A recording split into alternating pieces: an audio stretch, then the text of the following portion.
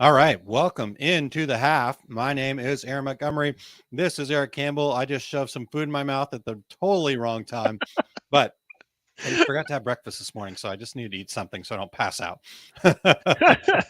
I did the same thing between the two shows. You guys don't know we were on the Two Regular Guys minutes ago, and Mm-hmm. I had to do the same thing. I had to grab a small something because I realized I didn't know if it was audible or not, but I could hear my own stomach growling on the, on the show. I've been dieting this last Yeah.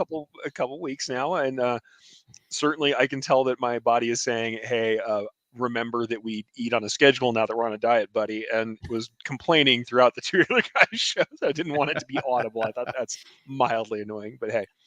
That's Yep. why the producer mic is great. It isolates a lot, a lot of sounds. I like Yeah. the better mics; they sound better. But the producer mic does a great job of isolating your sound a little bit.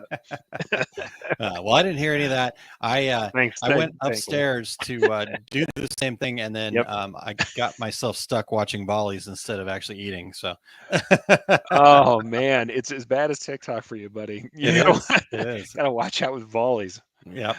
All All right. right. Well, Eric, let's say good morning to Yep. Cindy. Good Cindy morning. is Thanks for in. being here. And everybody, by the way, this show does not have a scheduled topic. So if you have anything you want to talk about, jump on. Certainly, we were just talking to the Two Earlier Guys. We're celebrating a big milestone. It was the 444th episode of the Two Earlier Guys.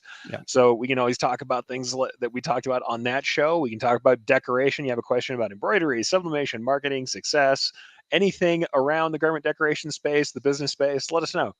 I Yep. would love to hear from you in the live comments. Absolutely. And we could even talk about your bikini buddy, Eric. I don't have any of those. I barely have a human body. All That's right. Well, I'm trying to Cindy get that one asked, back. you're getting your, or Cindy said, you're getting your bikini body ready. No, I'm trying not to need two seats on the airplane. That's what I'm trying to do, guys. I'm trying to stay human shaped. All right.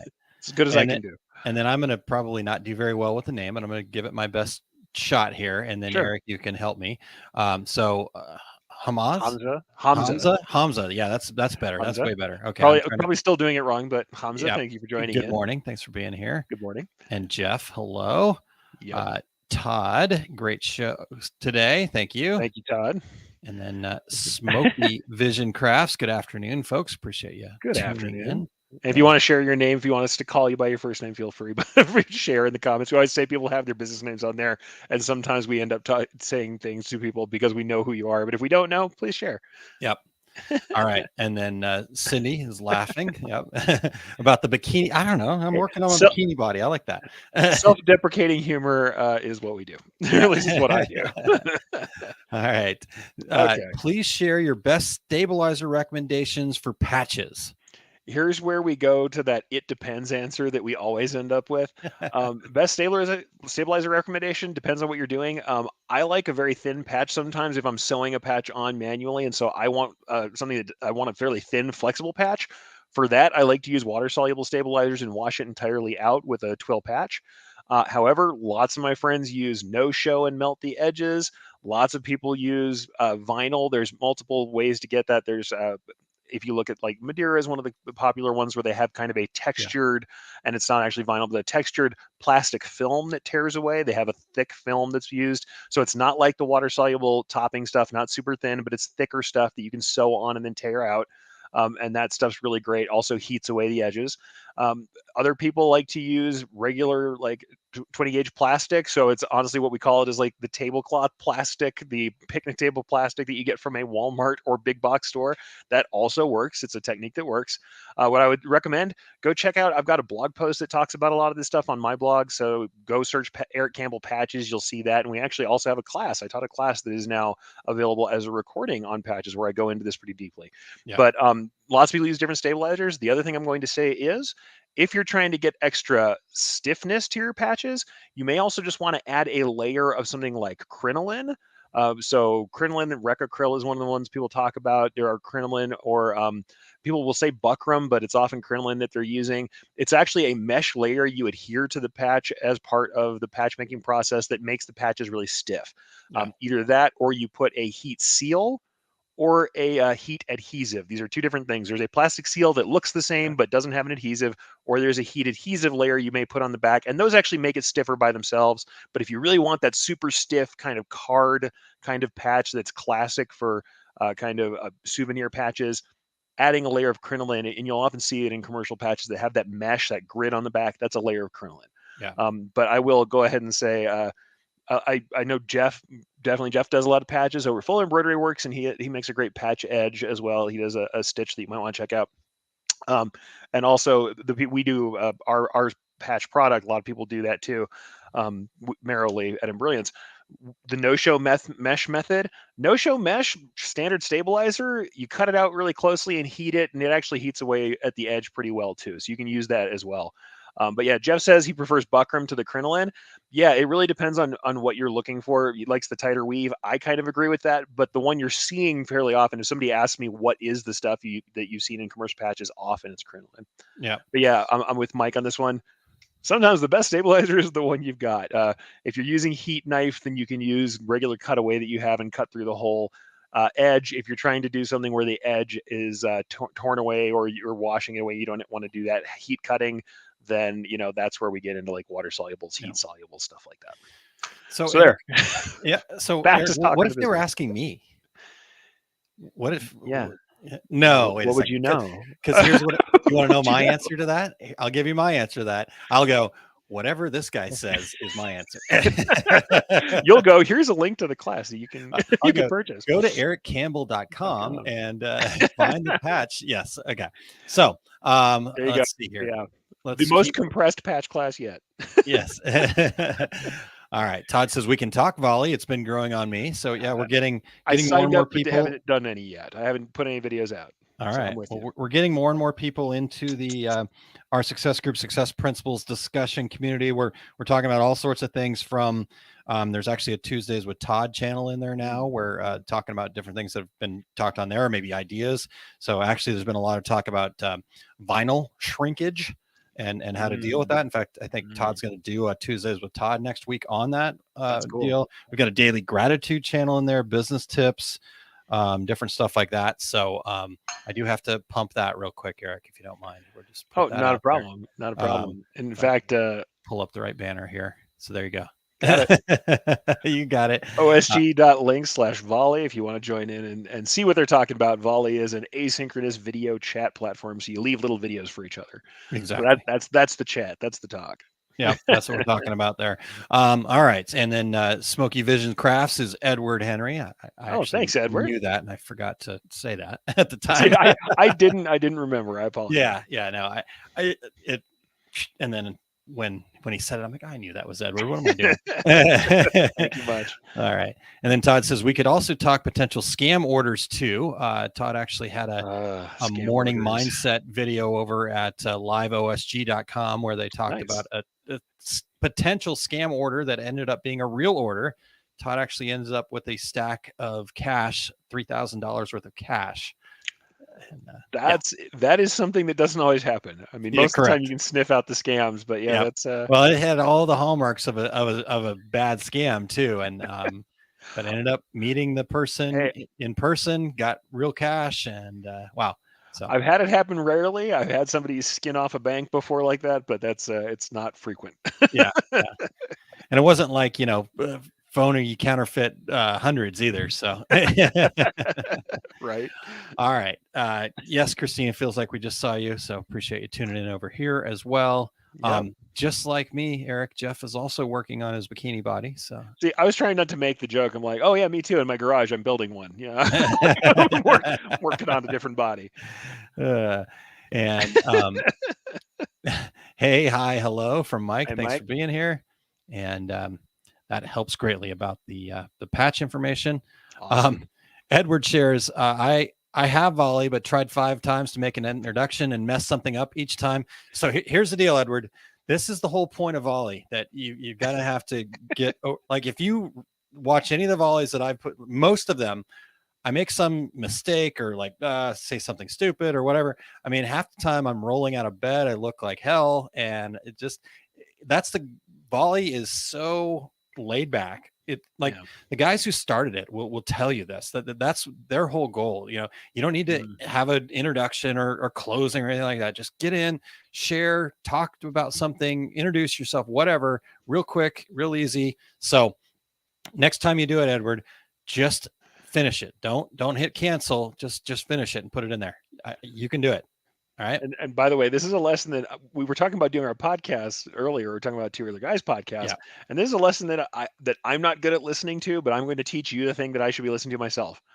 Not every video or every piece of content you put out is going to be a banger. They're not always going to be fantastic. Realize that you're going to continue keep doing the work over and over. Yeah. And let these things go. Done is better than perfect. And realize that not all of your output over a career is going to be fantastic, and especially a volley, a message. It doesn't matter. It's a voicemail. Like, let it go. Kill your darlings. Don't worry too much about it, and roll on to the next one. Make another one. You don't like the first one, make a second one. Don't stop the first one. Yeah, totally. And again, if you want to check it out, go to osg.link/volley. He's going to make it a thing, guys. Yep. We've got 35 people in there now. So 35 people that are getting really great information, plus sharing information. We've got some action takers. We've got some people jumping in. It's not just me talking anymore. So come on over. The water is nice. All right. Let's see what else we got here. Yes, Jeff, I agree. Eric's masterclass on patches is epic. Well, thank you for that, especially because Jeff makes a lot of patches. And honestly, I always think that I know Jeff's going to do a class on patches as well at some point. When you do your class, I know it's going to be epic too. He's got insights that I don't have because we do different kinds of patches, and I love that stuff. Yeah, so thank you. It means a lot from somebody who's doing patches. Yep. So that's decorators.education if you wanted to check that out. Decorators.education. Yeah, check that out. We have that in the banners, but that's okay. I can get that later. We'll have one. Jarita, thanks for being here. Good to see you. Always doing good work. All right. So I'm guessing this is also a question for you, Eric. I'm just going to defer to you if that's all right. Since you were mentioning patches, if I use a wash away and patch fabric, do I need to worry about washing away but the edges? I don't. No, not at all. I mean, because when you're creating them, and if you've been through my patch class or seen any of my stuff, you've got a reveal of like 0.5 millimeters at the most. You have a very little amount of thread that's going toward the outside edge. And on top of that, we're building up the patch edge or the patch border with some edge underlay that's going to pull this together. Think of it more like almost more like lace, because we usually put a pretty heavy underlay underneath it. Yeah. Or we have a lot of structure, or we have the fabric around the edge. So honestly, no, using wash away, I have never had a problem with that, because a 0.5 millimeter thread, it's going to be fine. And on top of that, if you're heat pressing it on anything, you're using polyester thread, little bit of heat will tighten up those stitches a bit. And honestly, the reveal will be no problem at all. So I will say, when we're using wash away, a lot harder with hand cut, a lot harder with materials that fray really easily, because you may need a little bit more reveal on those. Maybe you should worry about that a little bit, but mostly that's a material issue, not an issue with that wash away. I don't find it to be an issue at all. People are doing plastic or heat away, same kind of thing. More of that remains under the edge. But yeah, I've never had a problem with the wash away causing issues, especially because that structure is usually pretty strong. Awesome. Yeah, what Eric said. Yeah. 0.5 millimeter of reveal, that those stitches are going to hold up just fine. See, I can teach embroidery. I just say, yeah, what Eric said. I just need to bring him in like Flavor Flav, like a hype man. He just needs to come up and like just go, yeah, every time I say something. It'd be awesome. I would be good at that. That's like my jam. I'm telling you, being a hype man, that is my jam for sure. Yeah, that's the next shirt, man. That's the next shirt you need, hype man. Hype man. Yeah, I like that. Industry hype man. Aaron, that's right. That's right. Well, hey, I get to be the hype man out at Start Here Academy in September for the Graphics Pro. So that's kind of what I'm excited to hear about that. So it'd be good practice. All right. Let's see here. That's what's next on the list. We've got Brian said spoilers. I'm not sure I'm following that one, but we'll maybe the fact that we gave away that he did actually have an order, Todd, that turned out not to be a scam. So gotcha. Yes, I guess I did. That's a good point. Yep. Thank you, Brian.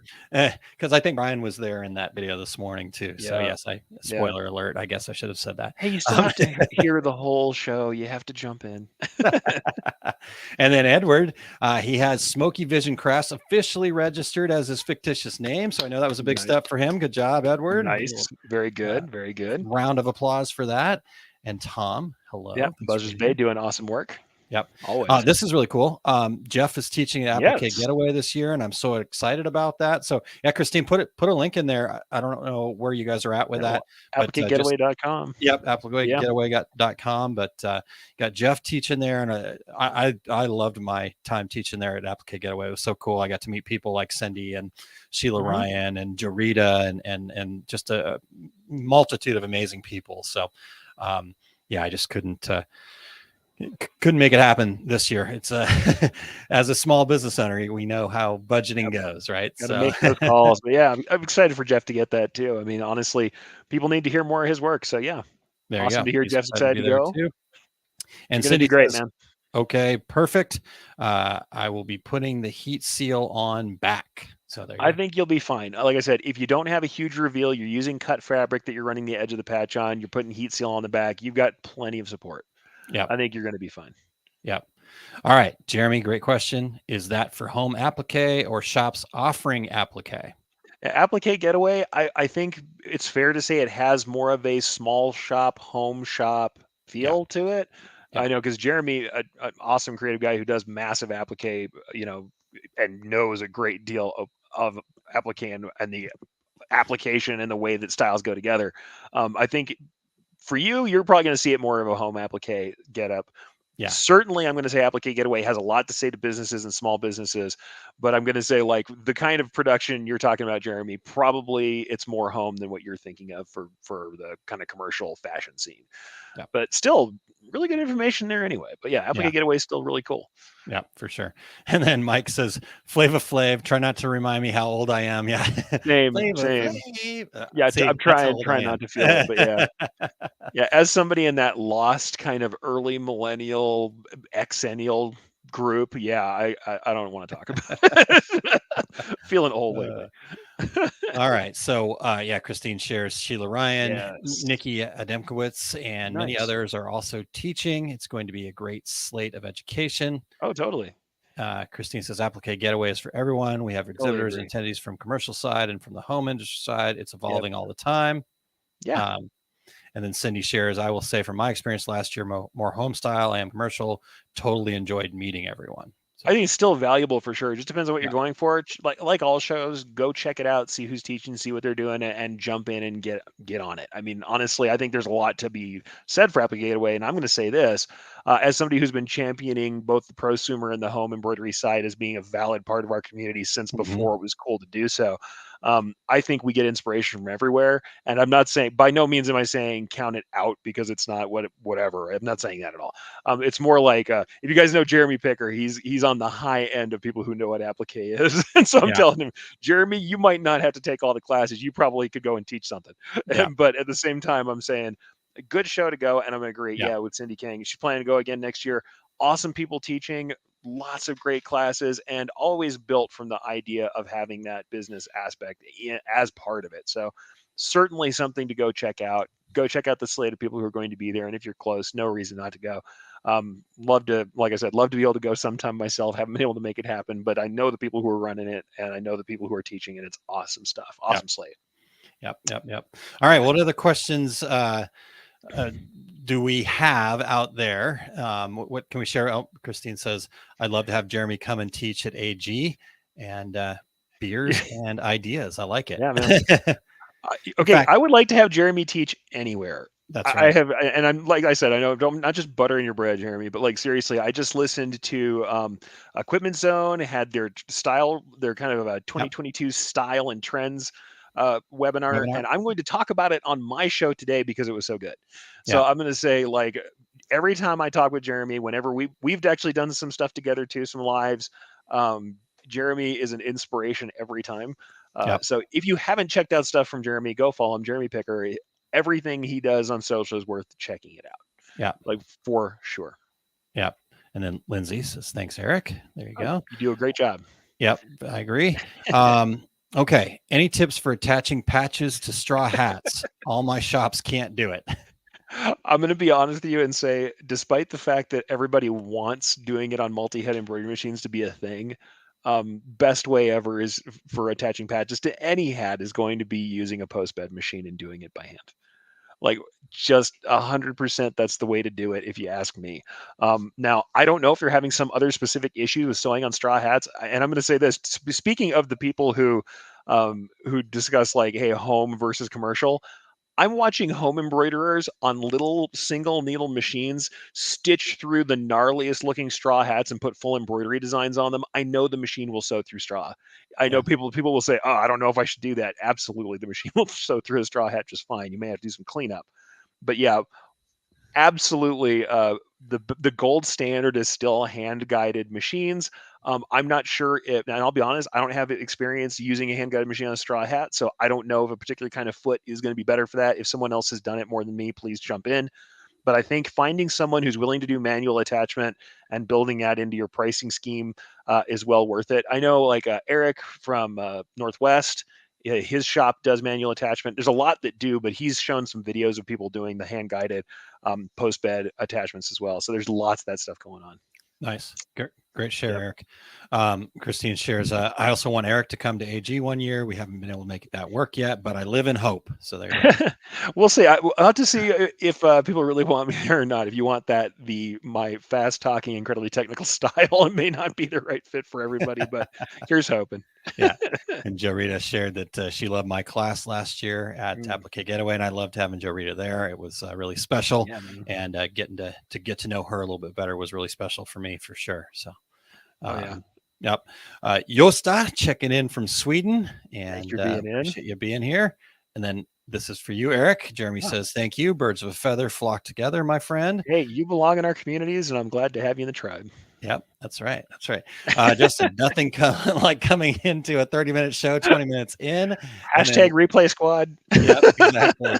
And then you've got Lindsay agreeing that Yeah. you have company. Cindy, I'm dreaming about a post bed machine. There you go. Yeah, I know that's the thing, and I'll tell you, we went without one and had to do a lot of messing around because we used to actually do a lot of Letterman jackets with shoulder patches, and that's where you also would love to have a post bed to get inside of there. Yeah, And we did it on our embroidery machines, and we did it on flat machines, and it's a massive pain. So post beds are worth the investment if you can afford them. yep. Jeff says after a little practice, you can sew Yes. 2 hats with a post bed, and the time you can hoop a hat. So Listen to Jeff. He's done a lot of experimentation, including panel program, hat creation, sewing hats himself. He's had some hands-on time to play with this. And I'm going to tell you, if you watch the videos of someone who's practiced on a post bed machine, it gets a lot quicker. yeah, You can do more than you think manually and yep. quickly if you're practiced. And Jeff There shares we go. roller foot is best. You can swap a roller foot with a standard foot. I'd go with a more aggressive feed dog. Is that Feed dog, part of the machine. okay? All right. Part of the machine. The feed I dogs are little teeth that are underneath the fabric that feed the machine, look that at feed the this. fabric under the foot.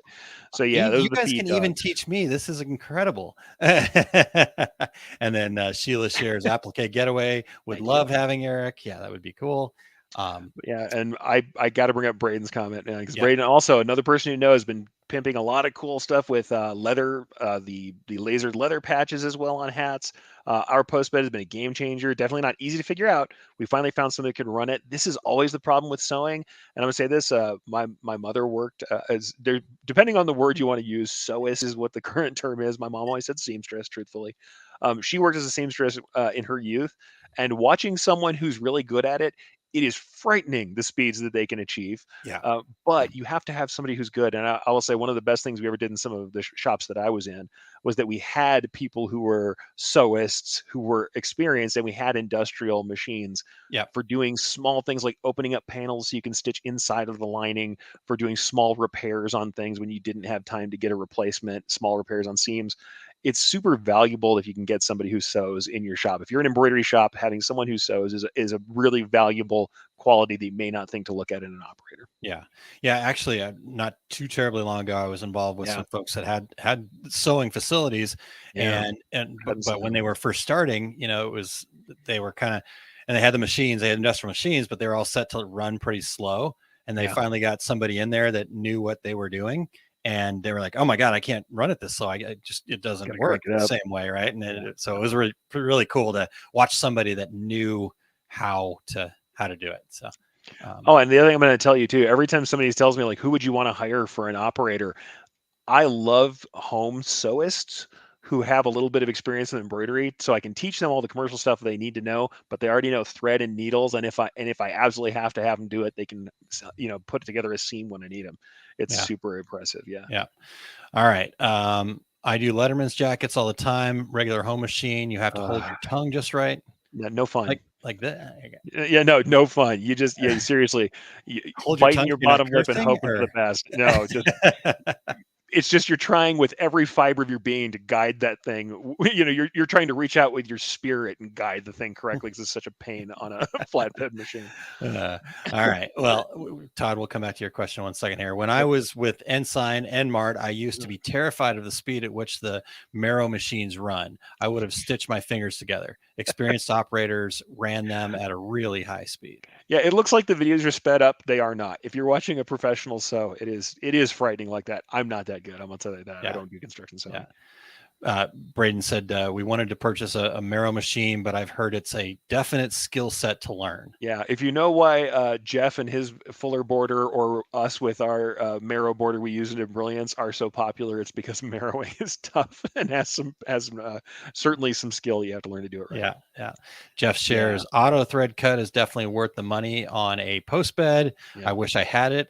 I've gotten it in a double needle, and I don't know how I lived without it. Oh yeah, the new like servo controlled computer, the assisted machines that actually like put needles down when you want them, leave them up when you want them. That stuff is a lot better. The old DC motor machines like I've used in my youth that I'm not any good at, definitely a different world. The newer machines with all the automation are great. Yep. And then Cindy shares rip open the sleeves is easier. That's the sad thing, is like I've had people say that before too, like how we sew down the leg of pants, and I remember we've had some where you just like you take the seam out and sew it flat because it's just impossible to get inside that leg. Yep. Justin shares, I won't get my fingers near that machine. Yeah, right. I mean, I put my hands in the sewing field more than I should, but yeah, not in front of an industrial machine while it's rolling hard. Yeah. Thank you. All right. Production heat pressing, 2 individual presses or dual station single head. What do you think, buddy? So I don't know if I have a specific recommendation. I think I just need to share with you to me the pros and cons, and then let you decide what's going to work for your place. Go for it. So having dual station single units, the pros of that is the fact that you do now have 2 units, and should you have an issue with one that goes down, you have repeatability, so you're not down completely.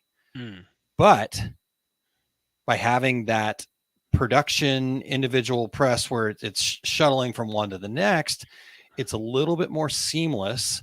And now if you had 2 dual single air operated machines, the other nice part about the dual single air operated machines is that you could potentially be doing 2 different types of things, right? So they wouldn't have to be on the same timing.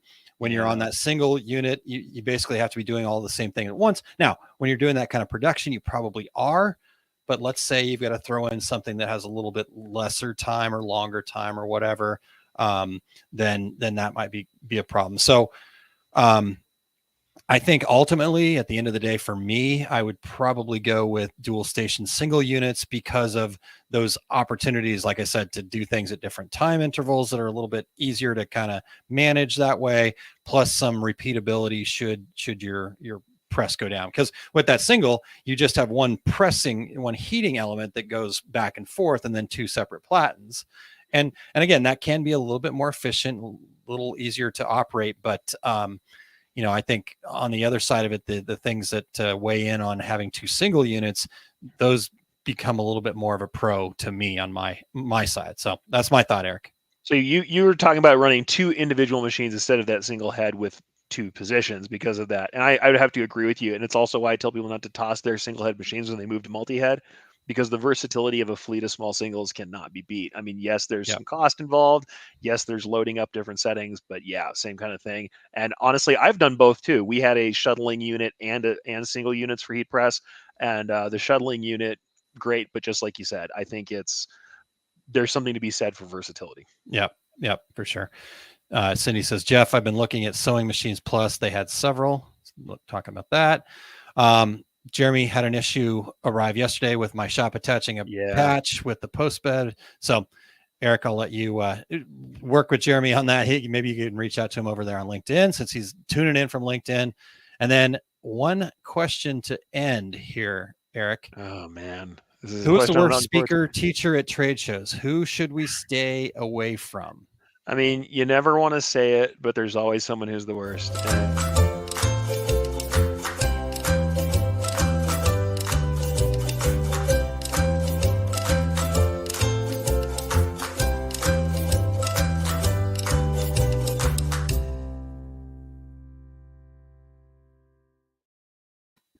Come on. You knew we weren't going to answer that. No chance you're going to answer that.